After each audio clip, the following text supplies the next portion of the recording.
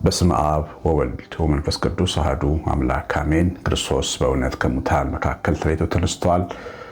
ሰይጣንን አስሯል። አዳምን ልጆቹን ነፃ አውጥቷል። ከዚህ በኋላ ሰላም ፍስሐ ሆኗል። የክብር ልጆች፣ የምስጋና ልጆች፣ የክርስቶስ ልጆች፣ የአብ መንፈስ ቅዱስ ብሩካን በክርስቶስ የተወደዳችሁ በመስቀል ፍቅር በደም ክፍያ ልጆች የተደረጋችሁ የሰማይ ወራሾች አባታችሁ እግዚአብሔር ልጆች ሆናችሁላችሁ እንደምን ቆያችሁ? ሁሉን የሚችል አምላክ ጌታ ክብር ምስጋና ይገባዋል። ተወደዳችሁ እግዚአብሔር ልጆች እንግዲህ ለዛሬ ማዕዳችን እግዚአብሔር ስላደረሰ እናመሰግነዋለን። እግዚአብሔር ቢፈቅድ ሜይ 5 ወይም ሚያዝያ 7 ትልቅ ጉባኤ አለ። የቄሳችሁ ቁጥር 10 መዝሙር ይወጣል። እንዲሁ ደግሞ 20 ዓመታችንን እግዚአብሔር ያኖረንን ከቤተሰቤ ጋር አብረን እናከብራለን። የትዳር አንቨርሰሪያችንን በዛ ምክንያት ትልቅ ጉባኤ ተዘጋጅቷል። አንደኛ ድጋፋችሁን ቤተሰቦች እፈልጋለሁ። ጉባኤውን እያዘጋጀሁት ያለው በጣም ትልቅ ጉባኤ ነው። በውጤቱም ትልቅ ስራ መስራት ማስበው ስራ አለ። ሁለተኛ በጉባኤው መጥታችሁ እንድትሳተፉ አዲስ አበባ የመጣችሁም ኢትዮጵያም ያላችሁ እፈልጋለሁ።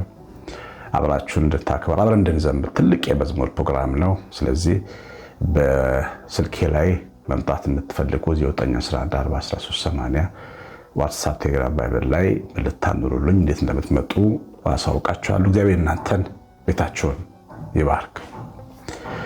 የእግዚአብሔር ቃል በመዝሙር 66 ቁጥር 3 ላይ ኃይል ብዙ ሲሆን ጠላቶች ዋሹብህ ይላል።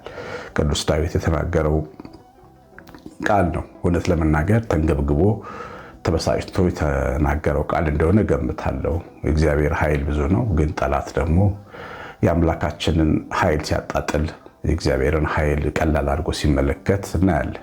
ታውቃላችሁ በታሪክ መጽሐፍ ቅዱስ ላይ እግዚአብሔር ማን ነው ያለው የግብፁ ፈርዖን ነበረ።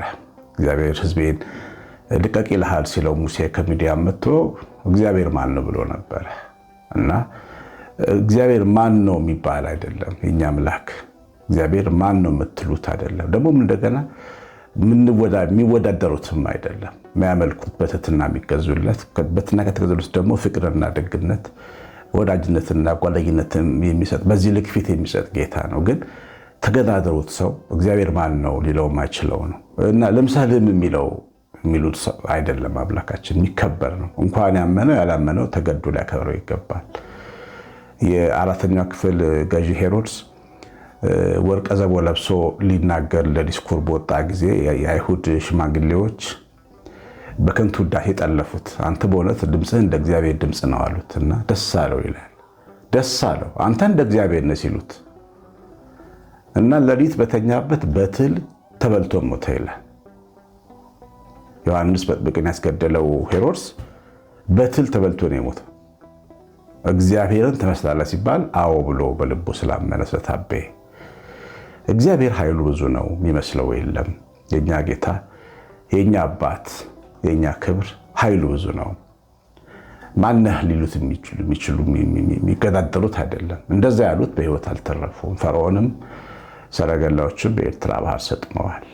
እግዚአብሔር ግን ለዘላለም ንጉሥ ሆኗል እና አንዳንዴ በእግዚአብሔር በአምላካችን ፊት የሚቆም ጠላት ሲመጣ ሁልጊዜም ቢሆን በኃይሉ በመተማመን ልናሸንፈው ይገባል። ይህ ቃል ለእኛ የተጻፈ ቃል ነው። ለትምህርታችን ኃይል ብዙ ሲሆን ጠላቶች ዋሹብህ እያልን ልናሸንፈው ይገባል። ጥንት ቀደም ባለው ዘመን በፖለቲካ ስርዓት ውስጥ እግዚአብሔር የለም የሚል አስተምሮች ነበሩ። ታውቃላችሁ ኢትዮጵያ ውስጥ በዓለምም በተለይ በሶቪየት ህብረት አካባቢ በዚህ ምስራቅ ኦርቶዶክሶች በጣም ከፍተኛ ፈተናና ተጋድሎ ያደረጉበት የፖለቲካ ፍልስፍና ነበርና እግዚአብሔር የለም ነው ዋና ዓላማው። መንፈሳዊውን ዓለም ሀሳባዊ ነው ብለው ስለሚያምኑ ማምከንና ማጥፋት ነበረ እና በዚህ ምክንያት በየሰንበት ትምህርት ቤቱ የፖለቲካ ርዕዮተ ዓለም ያስጠኑ ነበር። ኢትዮጵያ ውስጥ ራሱ በዛ ሰዓት ሲነግሩን በዛ ዘመን የነበሩ ሰዎችና እግዚአብሔር የለም የሚለውን አስተሳሰብ እግዚአብሔር ማን ነው የሚለውን አስተሳሰብ ሲያቀነቅኑ ወይም ደግሞ በደንብ ሲያስተምሩ ኖረዋል። ግን እነዛ ሰዎች ተጠራርገው ብዙ ዓመት 20 ዓመት እንኳን አልቆዩም፣ የሉም ከምድራችን ላይ። እድል ያገኙት ንስሐ ገብተው ቆርበዋል። እግዚአብሔር ግን አለ። እያችሁ በእግዚአብሔር ላይ ሲነሱ ግን ከፍተኛ ፈተናና ተጋድሎ ነበር። አባቶቻችንን ይሰድቧቸው ነበር፣ ይገድሏቸው ነበር፣ ይገርፏቸው ነበር፣ ያስሯቸው ነበር። ግን የእግዚአብሔር ኃይል አስችሏቸው ያመከራ እነዛ አባቶቻችን አለፉ። እነዛ ሰዎች ግን ገዳዮቹ ግን የሉም። የእግዚአብሔር ኃይል ብርቱ ነው፣ ማንም ሊገዳደረው አይችልም። እስቲ ወደኛ ደግሞ ወደ ግል ቤታችን ደግሞ እናምጣው ይናሳ። እግዚአብሔር ኃይሉ ብዙ ነው። ግን ጠላት ደግሞ የሆነው የገዛ ውስጣችን ስንፍናችን፣ ልባችን ደግሞ ይዋሻል በእግዚአብሔር ላይ። አንዳንድ ሰው እግዚአብሔር እኔን መማር ደክሞታል ብሎ ያምናል። በየቀኑ ኃጢአተኛ ስለሆነ በእኔ ላይ በቃ እግዚአብሔር ደክሞታል ይላል። እግዚአብሔርን በራሱ ትከሻ ልክ ለክቶ የሚያመልከውና የሚያየው ሰው አለ። ይኸውላችሁ አንድ ጥሩ ነገር ምንድነው? እግዚአብሔርን ወደ ራስ ጠጋ አድርጎ ማየት ጥሩ ነገር ነው ለዚህ ሰው። እግዚአብሔርን ራስን አስመስሎ ራስን አሳክሎ ማየት ግን ትልቅ ስህተት ነው። ሰማይ እንኳን ከኛ በብዙ ነገር ይበልጣል። ጨረቃና ከዋክብት እንኳን ከኛ ጋር ይወዳደር እንኳን እግዚአብሔር ማለት የሰራቸው እነዚህ እንኳን የሰማይ ኃይላት እንኳን ከኛ ልክ ጋር አይወዳደሩ። ከኛ ልክ ጋር የሚወዳደረው እኛ ብቻ ነን። እግዚአብሔር ከኛ ልክ ጋር አይወዳደር። ስለዚህ ደከመው የምንለው እኛ ስለሚደክመን ነው። ምሕረት ደክሞታል፣ እኔን መማር ደከመው። እስከ መቼ ምረኛል? ይህ አመለካከት በጣም አደገኛ አመለካከት፣ ተስፋ እንድንቆርጥ ወደኋላ እንድናፈገፍግ፣ በእግዚአብሔር ምሕረት ላይ ያለን እምነት ሲሰበር ሞተን ነው የምንቀረው። በቃ ጠላት ነው የሚጫወትብን። ሮሜ 4:5 ላይ እግዚአብሔር ኃጢአተኛው እንደሚምር የሚያምን ሰው ጻድቅ ነው ይላል። ጻድቅ የተባለው ኃጢአተኛውን በየቀኑ ይምረኛል ብሎ ማሰብ ነው። ኃጢአት አንጻራዊ ነው። ምን ሰራው ኃጢአት አለ፣ ደግሞ ምን አስበው ኃጢአት አለ። ከየትኛው ጸጥተን እናውቃለን? እና የእግዚአብሔር ትልቅነት፣ የኃይሉ ብዛት፣ የምሕረቱ ብዛት ነው ያኖረን። ያ የምሕረቱ ብዛት ደግሞ እስከ ሽምግልና ድረስ ይጠብቀናል። ይህንን አምኖ ማለፍ ያስፈልጋል። የእግዚአብሔር የምሕረቱን ኃይል ሳያምኑ የሚኖሩ ሰዎች በእግዚአብሔር ላይ ሲዋሹ ታገኟቸዋላችሁ። በቃ የኔ ነገር እኔንማ በቃ እግዚአብሔር ደክሞታል እንዴ አሰለቸሁት ብለው ይላሉ። ይሄን በእርግጥ እንደዚህ ብሎ ማሰብ ጥሩ ነው። ራስን መውቀስ፣ ንስሐ እንድንገባ ሊያግዘን ከቻለ፣ ወደሱ እንድንመለስ ሊያግዘን ከቻለ ጥሩ ነው። ግን ይኸውላችሁ ከጨዋታ ውጭ የሚያደርገን ከሆነ ግን የጠላት ሐሳብ ነው። በቃ እግዚአብሔር አንተ ደክሞታል በአንተ ጉዳይ ካልህና እሱን አምነህ በኃጢአት ላይ ኃጢአት በድካም ላይ ድካም የተሸከምክ ተስፋ የለኝም ብለህ እንድትወድቅ ከሆነ የሚሰራው ጠላት ሊገለን ይፈልገው። ይህ ማወቅ ያስፈልጋል። ስለዚህ የጠላትን ውሸት ማወቅ ያስፈልጋል። እንደነ ዘካርያስ የእግዚአብሔር ኃይል ደክመዋል፣ በቃ እኛ ሸምግለናል አንወልድም ብሎ ነበረ የሚቀድስለት የሚያመሰግነው በፊቱ በቅንነት የሚመላለስለት አምላክ የሸመገሉ ሰዎችን ልጅ እንዲወልዱ ያደርጋል ብሎ ማሰብ አቁሞ ነበረ። እምነቱ የሕይወት ዘመን ጥያቄው ብዙ ዘመን ስለቆየ መውለድን ፈልጎ ከሚስቱ ከኤልሳቤት ጋር ይጸልይ ነበር ብዙ ዘመን፣ ግን አልወለደም። ያው ሸመገሉ ሁለቱ።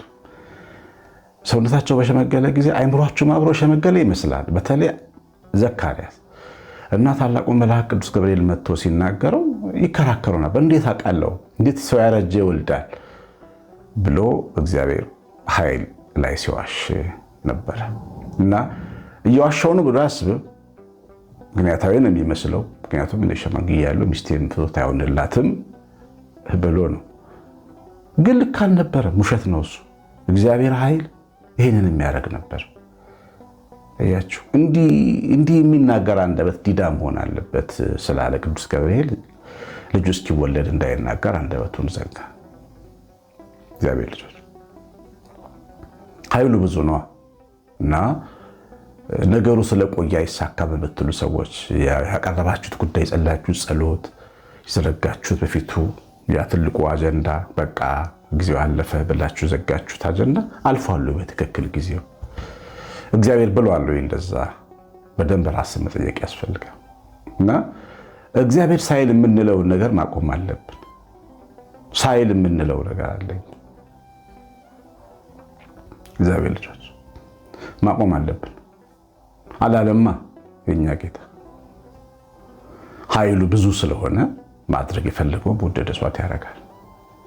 በወደደው ሰዓት አንድ እናት ኢየሩሳሌም ምን አሉኝ፣ ገንዘብ ነበረኝ አሉ በወጣትነቴ እና ኢየሩሳሌም ለመሄድ በጣም ፈልግ ነበረ እና በዛ ሰዓት የኢየሩሳሌም ድርጅት የሚባል ትልቅ ድርጅት አለና ሽማግሌዎችና ትልቅ ሰዎችን ካልሆነ ወጣቶችን ብዙ አይወስድም፣ ይፈራ ነበር ይጠፋሉ ብሎ መሰለኝና በቃ ብዙ ሞክሬ ገንዘብ አለኝ አሉ።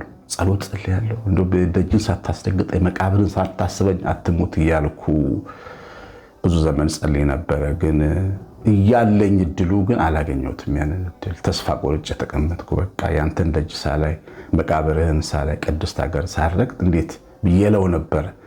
ከዛ ከተወሰነ ጊዜ በኋላ ጸሎቴን ውርግፍ አድርጌ ትቼ አይሆንም ብዬ ተቀምጬ ባለሁበት ዘመን ያው ከሸመገልኩኝ በኋላ እግዚአብሔር ኢየሩሳሌም አመጣኝ ብለው ሲናገሩ ነበር።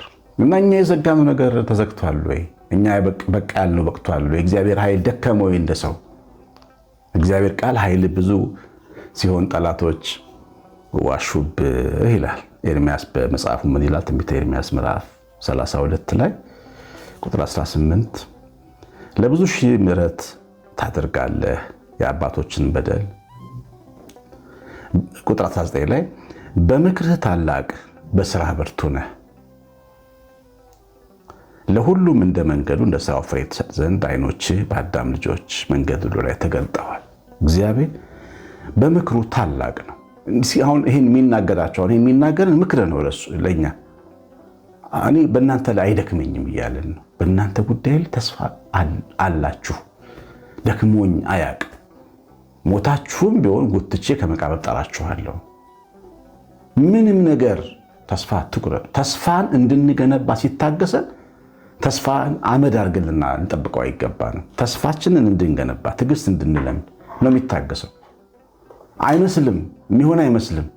ግን እኛ በተስፋና በእምነት ባደግን በታጠቀን ቁጥር እግዚአብሔር ረድኤቱን ወደኛ እያመጣ ይመጣ እና የሚችል አምላክ፣ ኃይል ያለው አምላክ፣ ብርታት ያለው አምላክ፣ ምክሩ ታላቅ የሆነ አምላክ ነው የምናመልከው አምላክ እግዚአብሔር ልጆች። እና በምክርህ ታላቅ በስራህም ብርቱ ነህ፣ ሁሉንም በመንገዱ ትረዳዋለህ፣ እንደ ስራው ፍሬ ትሰጠዋለህ። አይኖችን በሱ በሰው ልጆች ላይ በአዳም ልጆች ላይ ነው ያለው ይላል። እና እግዚአብሔር ሰው ለይቶ አይደለም ፊቱን የሚገልጠው፣ በሚያምኑት በሚፈልጉት በኃይሉ በሚተማመኑ ሰዎች ላይ ሁሉ ነው ፊቱን የሚገልጠው። ስለዚህ እግዚአብሔር ኃይል ብዙ መሆኑን እኛ ክርስቲያኖች እያመንን ነው ልንከተለው የሚገባው።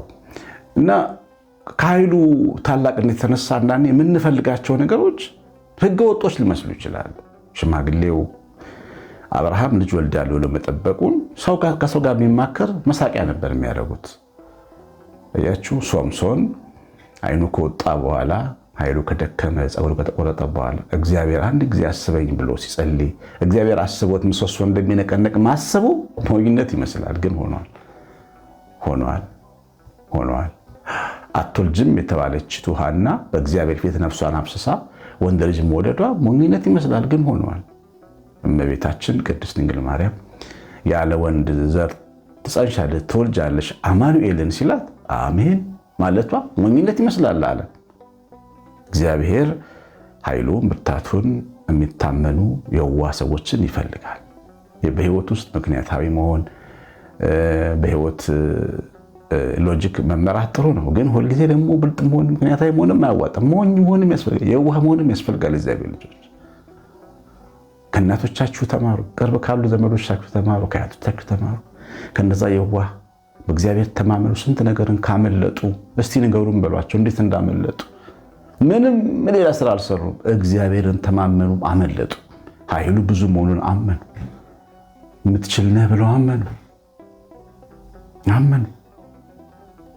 እንትን የሚባል ሀገር ሄጄ ሻኪሶ የሚባል ሀገር አንዲት የገጠር ኦሮሞ ነች፣ ጉጂ ኦሮሞ ልጅ አልነበራትም እና መታ ትሳላለች ለእመቤታችን። ልጅ ስጪኝ፣ ልጅ አለሽ አንቺ፣ እኔ ሁሌ ስመጣ ልጅ አቅፈሽ ነው የማይሽ፣ ልጅ ከሰጠሽኝ ቅቤ አናትሽ ላይ ቅቤ እቀባለሁ ብላ ተስላለች። በአመቷ ፈረንጅ የመሰለ ልጅ ወልዳ መጣች እና ቅቤ ይዛለች በእጇ መታ። ቤተክርስቲያን ቅዳሴ ላይ ነው ለዲያቆኑ ወደ ቤተልሔም ዞር ብላ ለእመቤቴ የቀባልኝ አደራ ብላ በኦሮምኛ ተናግራ ሄደች። እሺ ብሎ ተቀበላትና ያው ሳቀ እሱ ብቻውን እና ወረወረው ወደ ቤተልሔም ጥግ ላይ የአናት ላይ የሚቀመጥ ቅቤ ስለሆነ ምንም ስለማያደርግ እሱን ወርወር አድርጎ ወደ ቤት ገባ፣ ወደ መቅደስ ገባ። ከዛ በኋላ በሳምንቱ ንግስ ነበር። እኛ የሄድነው እንግዲህ በሳምንቱ ነው። ሴትዮዋ እየጮች መጣች፣ እየጮች መጣች። ምንድነው አሏት አለቃው። አልቀባልኝም እመቤቴ በእድሜ መታ ዲያቆኑ ቅቤውን አልቀባኝም ብላኛለች አለች። ግራ ተጋባ ሰው ሁሉ። ከዛ ምንድነው የምትለው በደንብ አዳመጡ አለቃው። የትኛው ዲያቆን ነው? ዲያቆኑ ምን ይለኛል መጣ። አዎ ልክ ነው መታ ነበር፣ ግን እኔ ምን አደርጋለሁ? ቅቤ ታግንች እመቤቴን ቀባለሁ። ወረወርኩት ቤተልሔም ውስጥ አለ። እንደው እምነት አድርጎ ለሰው ቢሰጠው ምን አለ? ልጁን በደንብ አላስተዋለ። ከዛ እንቀባለን በቃ ይቅርታ ጠይቀው አባት አለቃው አረጋግተው ሴትዮዋን ሸኟት። ግን ይወላችሁ የእግዚአብሔር ኃይል በቅዱሳኑ ላይ የሚሰራው ኃይል ብርቱ እንደሆነ እንዲገለጥ ነው። ዲያቆኑ የወረወረው ተራ ነገር አለመሆኑ እንዲገባው ነው። እግዚአብሔር ኃያል ነው።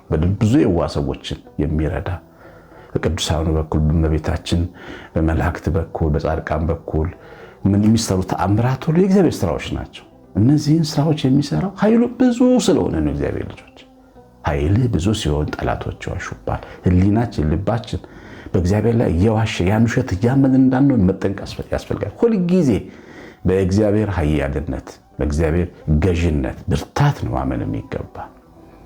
ቀላል አይደለም፣ ግን ሁሌ ማሰብ አለብን። የሚችል አምላክ፣ ምንም የማይሳነው አምላክ፣ የሚያደርግ አምላክ፣ እርጥቡን ደረቁን እርጥብ የሚያደርግ አለቱን ሰንጥቆ ውሃ የሚያፈስ አምላክ አለ። የተቆረጠና የደረቀ ምርኩዝ የሆነ በትርን አለምልሞ ገውዝ የሚያፈራ አምላክ አለ። ይህን ሁልጊዜ በአእምሯችን ማሰብ አለብን። ለምን ነገሮቻችን አንዳንዴ ሊደርቁ ይችላሉ፣ ድንጋይ ሊሆኑ ይችላሉ፣ ሊዘጉ ይችላሉ፣ ምንጫችን ሊደርቅ ይችላል፣ ዘይታችን ከማድጋ ሊያልቅ ይችላል። ግን ይሄ እምነት ሲኖረን ግን ያንን ቀን በድል እንወጣዋለን። ማንም ባልተሻገረበት መንገድ እንሻገረዋል። ምሕረቱ ብዙ፣ ስራው ብዙ፣ ኃይሉ ብዙ፣ ማዳኑ ብዙ፣ ታላቅነቱ ብዙ፣ ትዕግስቱ ብዙ፣ ፍቅሩ ብዙ። ሰለቸው ደክሟት አይባልም። አይሆን ልንጠይቀው ይገባል። እኔም ሰሞኑን አዲስ መዝሙር ሰርቻለሁ። ሚያዝያ 14 ቢመረቅ የመዝሙሩ ርዕስ አይደክምህም እንዴ ነው። አይደክምህም ወይ አይታክትህም ወይ ነው። ግን አዎ መልሱ አይደክመኝም ነው የሚለኝ። አይደክመኝም ነው ኃይሉ አይደክም፣ ብርቱ ነው። ክብር ምስጋና ይግባው አባቶቻችን አምላክ የእኛም የልጆቻችንም አምላክ የዘላለም አምላክ ሥላሴ ክብር ምስጋና ይገባዋል። የሰማኑን በልቦናችን ይጻፍ እግዚአብሔር። ቸርነት የእናታችን እመቤታችን ረድኤት በረከት የመላእክት ጥበቃ አብሮን ይሁን። ማሳሰቢያዬን አትርሱ። ኮሜንት ላይክ አድርጋችሁ ውጡ። ቀሲስ አሸናፊ ገብረ ማርያም ነኝ። ሰላም